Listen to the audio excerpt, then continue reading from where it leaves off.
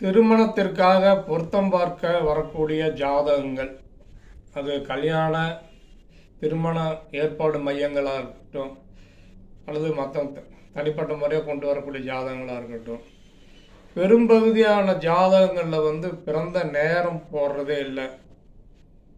அதே சமயத்தில் பிறந்த இடமும் போடுறதில்லை. ஃபார்ம்லேயே பிறந்த இடம் இருக்குது, அதை ஃபில்லப் பண்ணாமல் விட்டுறாங்க. பிறந்த இடம் மிக மிக முக்கியம். அது தீர்க்கரேகை அட்சரேகை கணிதத்துக்கு ரொம்ப ரொம்ப முக்கியம். சில நேரங்களில் நட்சத்திரமே, லக்னத்துடைய நட்சத்திரமே மாறக்கூடிய சூழல்லாம் இருக்குது.